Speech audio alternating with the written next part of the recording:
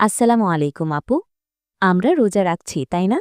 সারাদিন কিছু না খেয়ে থাকার পর একটু মাথা ব্যথা হলেই আমরা কেমন ক্লান্ত হয়ে পড়ি। মনে হয় কখন ইফতারের সময় হবে, কখন এক গ্লাস ঠান্ডা পানি খাবো। একটু কষ্ট হলেই আমাদের মেজাজ খিটখিটে হয়ে যায়। ইফতারে যদি মন মতো ২-৩ পদের খাবার না থাকে, আমাদের যেন আর ভালোই লাগে না। কিন্তু আপু, একবার ভাবুন তো, রসুলুল্লাহ সাল্লাল্লাহু আলাইহি ওয়াসাল্লামের কলিজার টুকরা, তার সবচেয়ে আদরের মেয়ে মা ফাতিমা রাদিয়াল্লাহু আনহা, তিনি কেমন রোজা রাখতেন?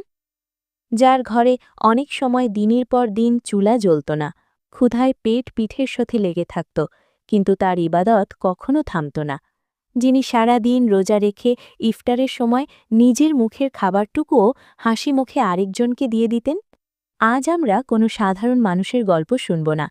আজ আমরা জানব জান্নাতের নারীদের নেত্রী, আমাদের সবার আদর্শ মা ফাতিমা রাদিয়াল্লাহু আনহা-এর জীবনের কিছু সহি এবং বাস্তব ঘটনা, যা শুনলে আমাদের চোখ ভিজে যাবে আর আমাদের এই রমজান হয়তো চিরতরে বদলে যাবে ইনশাআল্লাহ। ভিডিওটি শেষ পর্যন্ত দেখার অনুরোধ রইল, কারণ আজকের এই কথাগুলো আপনার অন্তরে এক অন্যরকম প্রশান্তি এনে দেবে। কে ছিলেন এই ফাতিমা রাদিয়াল্লাহু আনহা? তিনি ছিলেন বিশ্বনবী মোহাম্মদ সাল্লাল্লাহু আলাইহি ওয়াসাল্লামের সবচেয়ে আদরের কন্যা। নবীজি সাল্লাল্লাহু আলাইহি ওয়াসাল্লাম যখনই ফাতিমা রাদিয়াল্লাহু আনহাকে আসতে দেখতেন, তিনি উঠে দাঁড়াতেন, তার কপালে চুমু খেতেন এবং নিজের জায়গায় তাকে বসাতেন। সুবহানাল্লাহ। সহি হাদিসে এসেছে, নবীজি সাল্লাল্লাহু আলাইহি ওয়াসাল্লাম বলেছেন, ফাতিমা হল আমার শরীরের একটি অংশ, যে তাকে কষ্ট দেয় সে যেন আমাকেই কষ্ট দেয়। শুধু কি তাই? সহি বুখারী এবং মুসলিমের হাদিস অনুযায়ী নবীজি সাল্লাল্লাহু আলাইহি ওয়াসাল্লাম তাকে সুসংবাদ দিয়েছেন যে ফাতিমা হলেন জান্নাতি নারীদের নেত্রী। আপু, একটু চিন্তা করুন, যিনি জান্নাতির নারীদের নেত্রী, যিনি আল্লাহর রাসূলের মেয়ে, তার জীবনটা কেমন হওয়া উচিত ছিল? দুনিয়ার সব রাজপ্রাসাদ, সব আরাম-আয়েশ তো তার পায়ের কাছে লুটিয়ে পড়ার কথা ছিল, তাই না? কিন্তু না, তার জীবন ছিল একদম অন্যরকম। এমন এক সরল আর সাদামাটা জীবন, যা আজকের দিনে আমরা কল্পনাও করতে পারি না। মা ফাতিমা রাদিয়াল্লাহু আনহা-এর বিয়ে হয়েছিল ইসলামের চতুর্থ খলিফা বীর মুজাহিদ আলী রাদিয়াল্লাহু আনহু-এর সাথে। তাদের সংসার ছিল তীব্র দারিদ্র্যের। ঘরে কোনো দাসদাসী ছিল না। সংসারের সব কাজ মা ফাতিমা রাদিয়াল্লাহু আনহা নিজ হাতে করতেন। সহি বুখারীতে একটি হৃদয় বিদারক ঘটনা এসেছে। মা ফাতিমা রাদিয়াল্লাহু আনহা নিজ হাতে জাঁতাকল বা চাকি ঘুরিয়ে গম ও যব পিষতেন। দিনের পর দিন এই শক্ত পাথর ঘোরাতে ঘোরাতে তার কোমল হাতে কড়া পড়ে গিয়েছিল, দাগ বসে গিয়েছিল। পানি টেনে আনার কারণে তার বুকি ও কাঁধে কালশিটে দাগ পড়ে গিয়েছিল। ঘর ঝাড়ু দিতে দিতে তার কাপড় ধুলোয় মলিন হয়ে থাকত। একবার নবীজি সাল্লাল্লাহু আলাইহি ওয়াসাল্লামের কাছে কিছু যুদ্ধবন্দী দাস-দাসী এলো। আলী রাদিয়াল্লাহু আনহু ফাতিমা রাদিয়াল্লাহু আনহাকে বললেন, তোমার তো অনেক কষ্ট হয়, তুমি তোমার বাবার কাছে গিয়ে একজন খাদিম চেয়ে আনো না কেন? মা ফাতিমা রাদিয়াল্লাহু আনহা বাবার কাছে গেলেন, কিন্তু লজ্জায় কিছু বলতে পারলেন না। পরে নবীজি সাল্লাল্লাহু আলাইহি ওয়াসাল্লাম নিজেই তাদের ঘরে এলেন। এসে কি বললেন জানেন? তিনি বললেন, আমি কি তোমাদের এমন কিছু শিখিয়ে দেব না, যা একজন খাদেমের চেয়েও তোমাদের জন্য অনেক বেশি উত্তম? তারা বললেন, অবশ্যই ইয়া রাসূলাল্লাহ। নবীজি বললেন, রাতে যখন ঘুমাতে যাবে তখন ৩৩ বার সুবহানাল্লাহ, ৩৩ বার আলহামদুলিল্লাহ এবং ৩৪ বার আল্লাহু আকবার পড়বে। এটি তোমাদের জন্য একজন খাদিমের চেয়েও অনেক বেশি উপকারী হবে। সহি বুখারী। সুবহানাল্লাহ।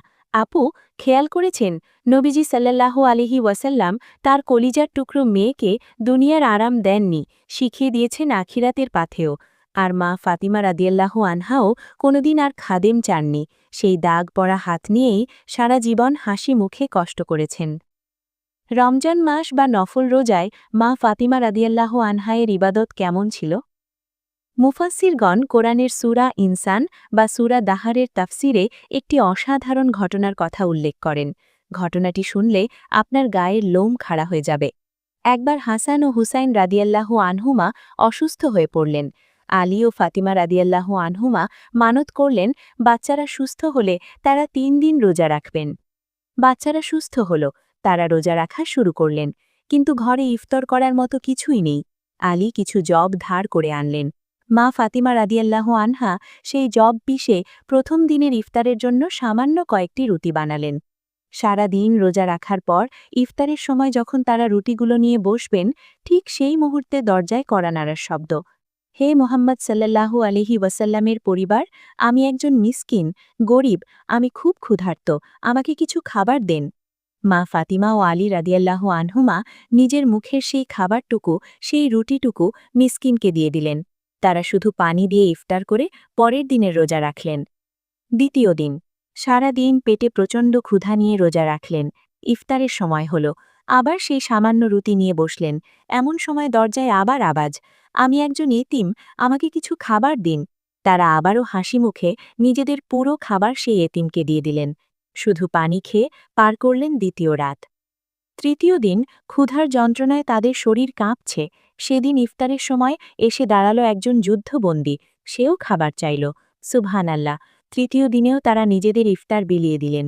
এই চরম ত্যাগের কারণে মহান আল্লাহ এত খুশি হলেন যে তাদের এই ঘটনাকে কিয়ামত পর্যন্ত স্মরণীয় করে রাখার জন্য কোরআনুল কারিমের আয়াত নাজিল করে দিলেন।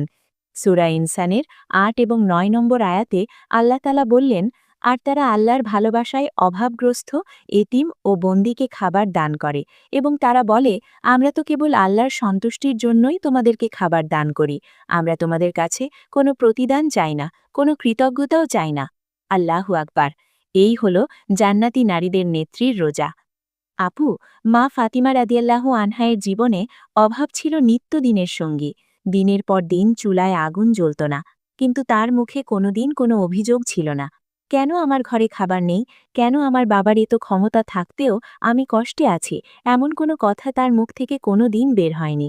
তার দৃষ্টি ছিল দুনিয়ার এই ক্ষণস্থায়ী জীবনের চেয়ে আখিরাতের অনন্ত জীবনের দিকে।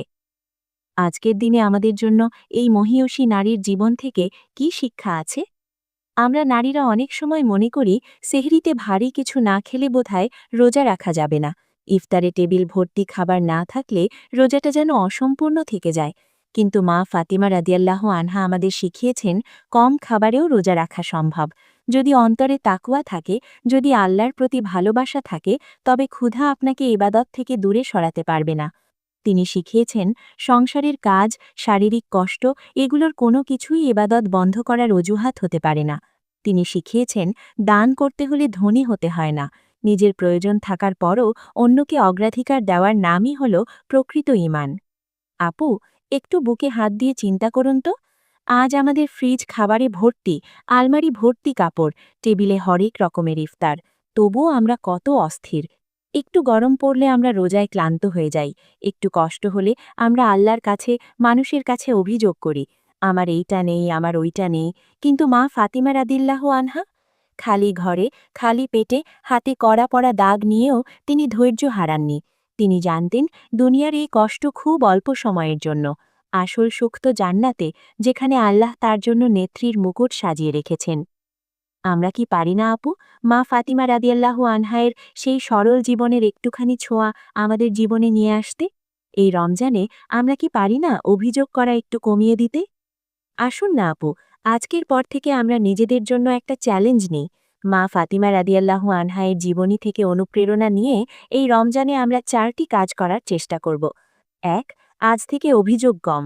গরম, ক্লান্তি বা খাবারের স্বাদ নিয়ে আমরা কোনো অভিযোগ করব না, আলহামদুলিল্লাহ বলে সব মেনে নেব। ২. আজ থেকে অপচয় কম। ইফতারি বা সেহরিতে আমরা খাবার নষ্ট করব না, যা প্রয়োজন ঠিক ততটুকুই আয়োজন করব। ৩. আজ থেকে দান শুরু। প্রতিদিন ইফতারের বসার আগে অন্তত 10টা টাকা হলেও আমরা দান করব, অথবা নিজের ইফতার থেকে অন্তত একজনকে কিছু খাবার বিলিয়ে দেব। ৪. আজ থেকে রোজায় তাকওয়া। শুধু পেটকে ক্ষুধার্ত না রেখে আমরা আমাদের চোখ, কান এবং জিহ্বাকেও গুনাহ থেকে রোজা রাখাব।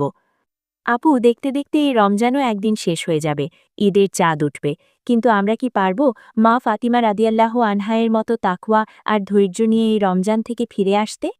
আমরা যেন শুধু উপবাস না থাকি, আমাদের রোজাগুলো যেন আল্লাহর দরবারে কবুল হয়। মহান আল্লাহ যেন আমাদের সবাইকে মা ফাতিমা রাদিয়াল্লাহু আনহায়ের মতো ধৈর্যশীল বানান। কিয়ামতের দিন আল্লাহ যেন আমাদের এই মহীয়সী জান্নাতি নারীদের নেত্রীর পেছনে পেছনে জান্নাতি প্রবেশ করার তৌফিক দান করেন। আমিন। আপু, আজকের এই কথাগুলো যদি আপনার হৃদয়কে একটুও স্পর্শ করে থাকে, তাহলে কমেন্ট বক্সে শুধু এটুকু লিখে যান, আমি ধৈর্য শিখব। আপনার এই একটি কমেন্ট হয়তো অন্য কোনো বোনকেও দিনের পথে ফিরতে সাহায্য করবে। ভিডিওটি আপনার প্রিয় মানুষগুলোর সাথে, আপনার বোন বা বান্ধবীদের সাথে শেয়ার করুন, কারণ ভালো কথা ছড়িয়ে দেওয়াও একটি সাদাকা। আর এমন হৃদয় ছোঁয়া এবং সহি ইসলামিক আলোচনা নিয়মিত পেতে চ্যানেলটি সাবস্ক্রাইব করে আমাদের পাশেই থাকার অনুরোধ রইল। আল্লাহ আপনার রোজা এবং ইবাদত কবুল করুন। ভালো থাকবেন।